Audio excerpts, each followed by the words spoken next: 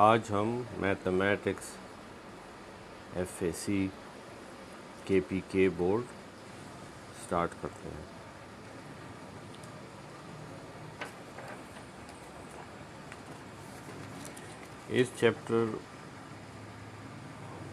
इस बुक में जो पहला चैप्टर है वो है फंक्शंस एंड लिमिट्स। आज हम थोड़ा सा फंक्शंस को डिस्कस कर लेंगे। आप अपने पास अपनी बुक रखें, ठीक है। इसमें कुछ डिफिनीशंस हैं, कुछ एग्ज़ाम्पल्स हैं, उसको हम करते हैं और फिर उसी के मुताबिक एक्सरसाइज को सॉल्व करते हैं। पहले हमारे पास जो डिफिनीशन है वो है फंक्शन की, कि व्हाट इज़ फंक्शन। देखें, फंक्शन को आप एक प्रॉपर तरीके से पहले समझ लें कि व्हाट इज़ फंक्शन। ये फंक्शन की डिफिनीशन आपकी बुक में मौजूद है कि a function y is equal to F of X is the rule. ये फंक्शन क्या है? ये एक रूल है, एक तरीका है, एक मेथड है। ये क्या करता है? दैट असाइंस, जो देता है, जो हवाले करता है, for each of the independent variable input x. यहाँ पे दो किस्म के वेरिएबल होते हैं। एक इनपुट होता है जो हम इस फंक्शन में पुट करते हैं, a unique value of the dependent variable output y, और एक आउटपुट होता है जो हमें मिलता है। तो ये फंक्शन क्या करता है? ये हर एक x को एक y की वैल्यू असाइन करता है किसी रूल के तहत, किसी कायदे के तहत। या हम ये कह सकते हैं कि ये फंक्शन एक मशीन है, ये कोई फंक्शन है, ये मशीन है।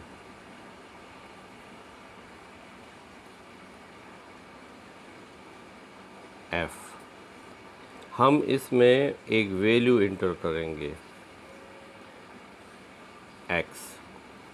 इस x का ताल्लुक़ किससे होगा? सेट x से होगा। जब हम एक वैल्यू x की पुट करेंगे, ये फंक्शन उस पर कुछ काम करेगा, कुछ ऑपरेशन करेगा और हमें दूसरे साइड से y मिलेगी। जो दूसरा y हमें मिलेगा उसका ताल्लुक़ किससे होगा? सेट y से होगा। तो ये फंक्शन हमें x और y के दरमियान एक रिलेशन बताता है। ये फंक्शन f भी हो सकता है, g भी हो सकता है, h भी हो सकता है। ये हम इसके नाम रखते हैं। अब किस तरीके से, आप एक और एग्ज़ाम्पल से समझ लें। आपके पास एक फंक्शन है f ऑफ x। ये f ऑफ x इस तरह लिखा हुआ है एक्स स्क्वायर। आप इसमें x की वैल्यू पुट करेंगे और आपको जो मिलेगा एक्स स्क्वायर, ये असल में y की वैल्यू है। देखें, वो फंक्शन ये जो हमने लिखा है y is equal to F of X, y is equal to F of x.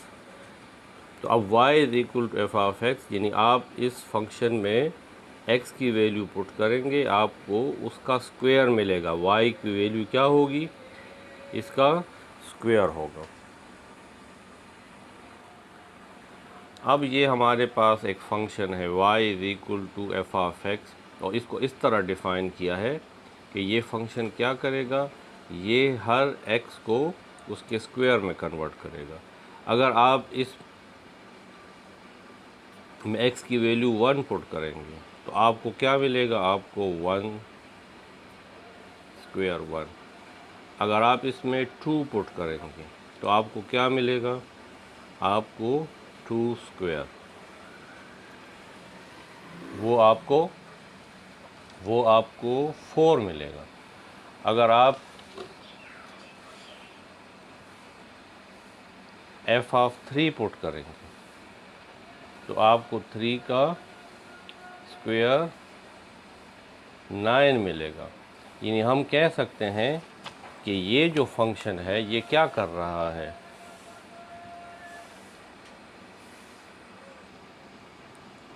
अब इसका मतलब हुआ कि ये फंक्शन या ये मशीन क्या कर रही है, हम इसमें 1 वैल्यू पुट करते हैं, ये इस पे ऑपरेशन करके उसका स्क्वायर निकालता है।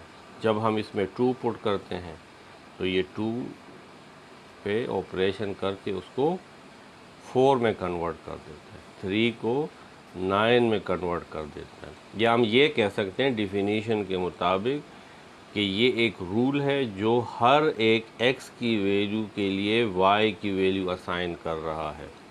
आप इसको इस तरह भी लिख सकते हैं कि ये x है और ये y है, ये फंक्शन इस पे अप्लाई हो रहा है।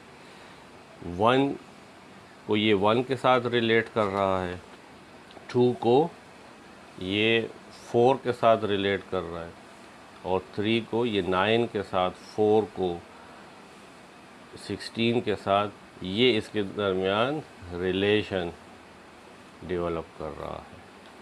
तो इसको फंक्शन कहते हैं। ठीक, फंक्शन एक रूल है, एक प्रिंसिपल है जो हर एक x की वैल्यू को y की वैल्यू के साथ रिलेट करता है। आप इसको इस तरह भी लिख सकते हैं कि ये फंक्शन, इस तरह आप लोगों को कार्टेशियन प्रोडक्ट में लिखते हैं, 1 को 1 के साथ रिलेट कर रहा है, 2 को 4 के साथ रिलेट कर रहा है, ये ऑर्डर पेयर बना रहा है, 3 को 9 के साथ रिलेट कर रहा है और 4 को 16 के साथ, और ये सिलसिला इस तरह चलता रहेगा और भी डिफरेंट। ये आपको हर एक रियल नंबर के लिए जो आप उसमें पुट करोगे उसका स्क्वायर देगा। जो वैल्यूज़ हम पुट करते हैं, जो वैल्यूज़ हम पुट करते हैं वो डोमेन होता है।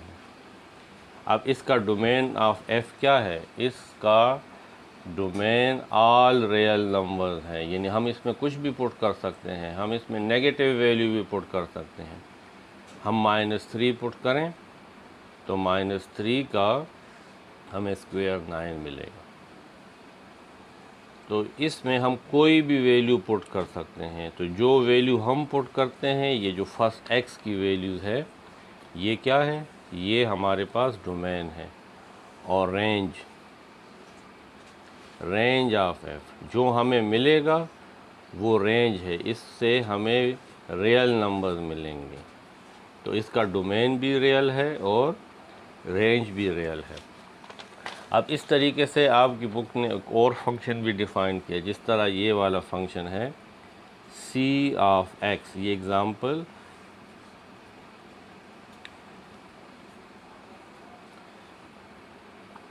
c of x is equal to x square plus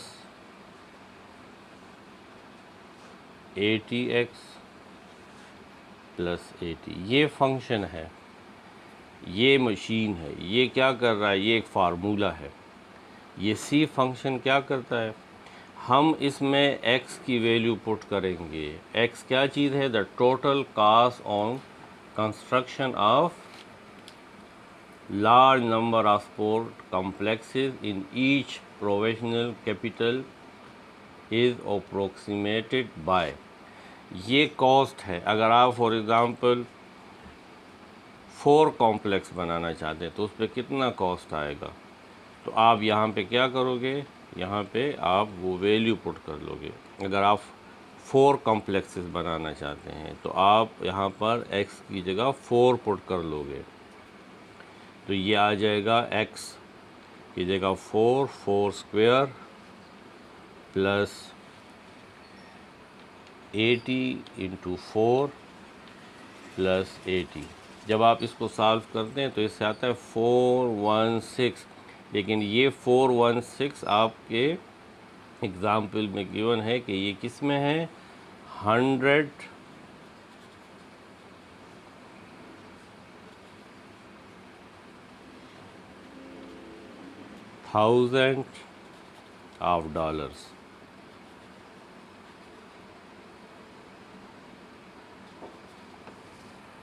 अब आपको अगर 10 कॉम्प्लेक्सेस बनाने हैं, स्टेडियम्स बनाने हैं, तो आप x की जगह क्या पुट करोगे? 10 पुट करोगे।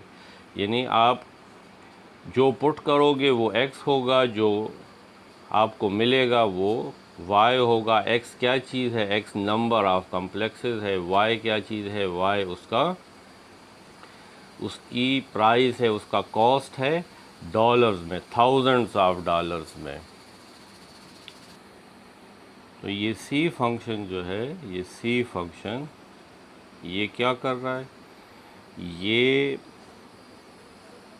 हमें कन्वर्ट करके दे रहा है, ये हमें बता रहा है कि आप यहाँ पे अगर स्टेडियम्स की तादाद लिखोगे तो आपको y में उसकी कॉस्ट मिलेगी।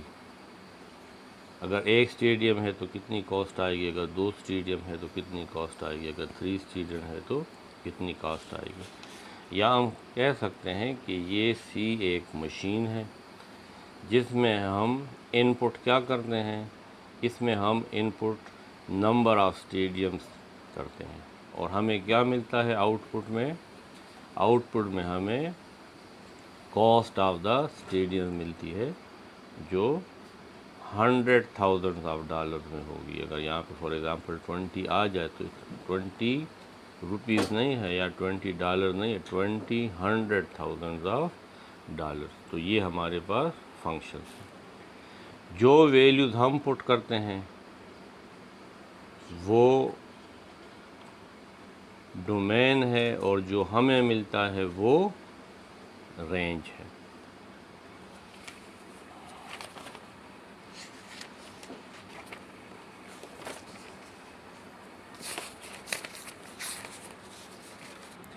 अब हम एक्सरसाइज 1.1 में वो क्वेश्चन कर लेते हैं जो हमारे आज के टॉपिक के मुताबिक है।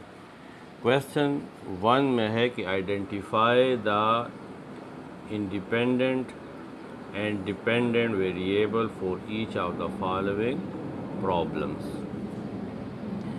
यह आपके पास एक फंक्शन है p is equal to 64d। इसमें ये p डिपेंडेंट है किस चीज़ के ऊपर? इस d के ऊपर। देखें ये फंक्शन है, अगर आप इसको इस तरह लिखेंगे पूरा तो ये एक साइड में मैं लिख देता हूँ p of d is equal to 64d। यानी आप इस फंक्शन में d की वैल्यू पुट करते हैं आपको ये p मिलेगा। तो d जो है d ये इंडिपेंडेंट वेरिएबल है, इंडिपेंडेंट वेरिएबल। और जो आपको इससे मिलेगा p ये डिपेंडेंट वेरिएबल है, डिपेंडेंट वेरिएबल। इसी तरीके से दूसरा आप देखें, देखिए एक फार्मूला है जो सेंटीग्रेड को फ़ारेनहाइट में कन्वर्ट करता है। यहाँ पे हम c की वैल्यू सेंटीग्रेड पुट करते हैं, हमें फ़ारेनहाइट मिलता है। तो c क्या है? ये इंडिपेंडेंट वेरिएबल है।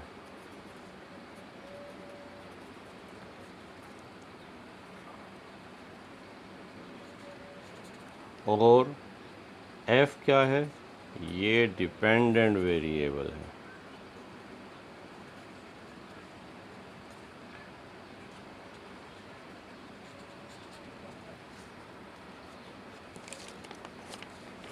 पार्ट नंबर c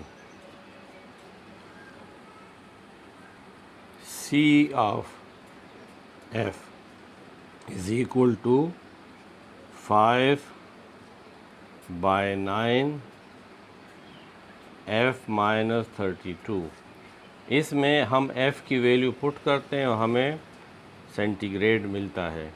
तो f क्या है? ये वाला f इंडिपेंडेंट है और ये c इसमें डिपेंडेंट वेरिएबल है। बाकी आप देखें, बुक से देख लें, यहाँ पे d है पार्ट नंबर डी में ये आर और थीटा ये हमारे पास इंडिपेंडेंट वेरिएबल हैं और ये एस डिपेंड करता है इन आर और थीटा पे, तो ये हमारे पास डिपेंडेंट है। F is equal to M A, Newton second law है, इसमें ये एम ए यानी आप एम और ए की वैल्यू पुट करते हैं तो आपको फोर्स मिलती है। तो एम ए हमारे पास इंडिपेंडेंट वेरिएबल है और फोर्स हमारे पास डिपेंडेंट है। ये एक और फार्मूला है एस ए, ये शायद सरफेस एरिया का फार्मूला है।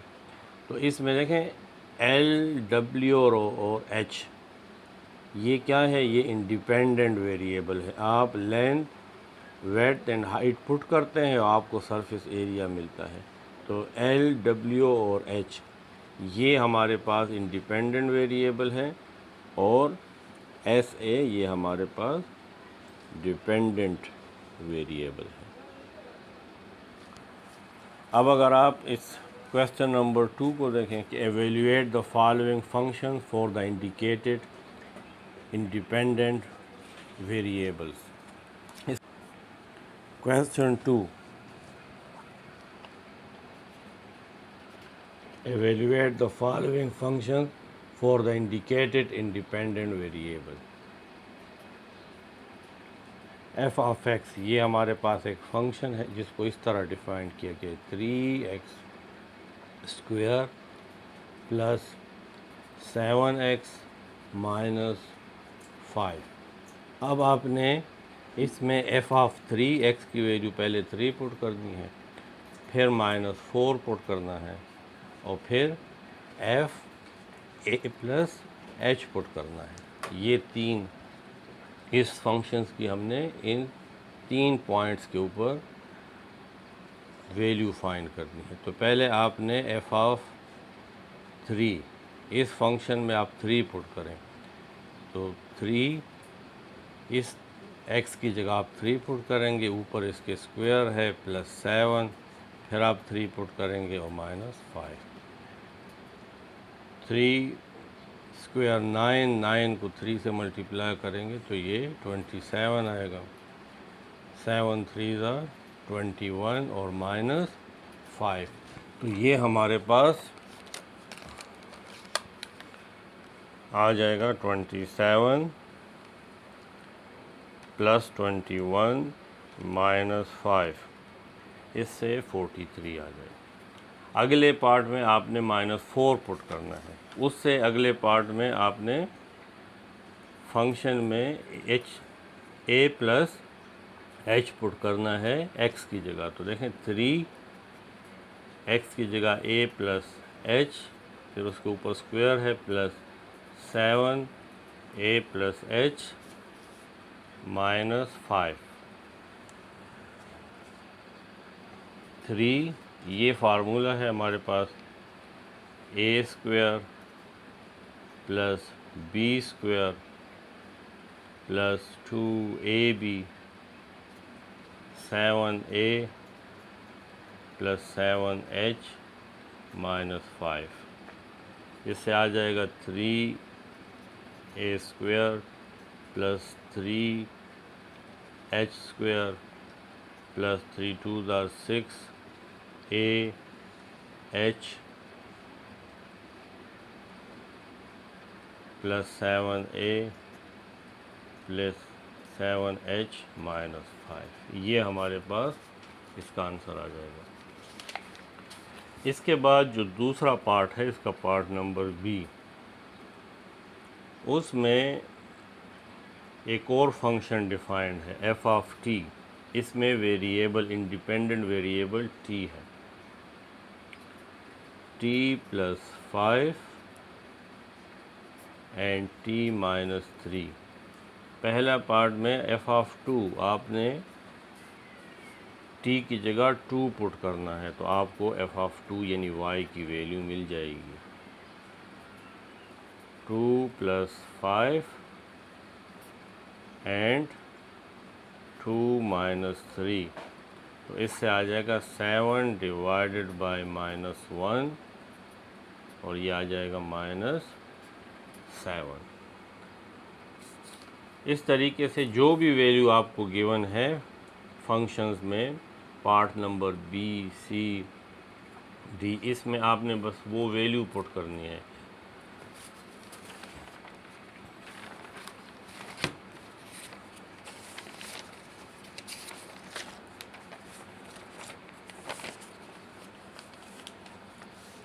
अब आप एक और पार्ट ये डी वाला देख लें। आपके पास एक और फंक्शन है F of T is equal to, वो क्या है, 3t² plus 2t minus under the root t। आपको एक वैल्यू पुट करनी है, वो है f3.217। फिर दूसरी वैल्यू 5.613 पुट करना है। तीसरे में आपने एफ ऑफ पाई की वैल्यू आपको पता है 3.14 है। तो इस फंक्शन में आप क्या करेंगे, इस फंक्शन में t की जगह 3.217 पुट करेंगे। 3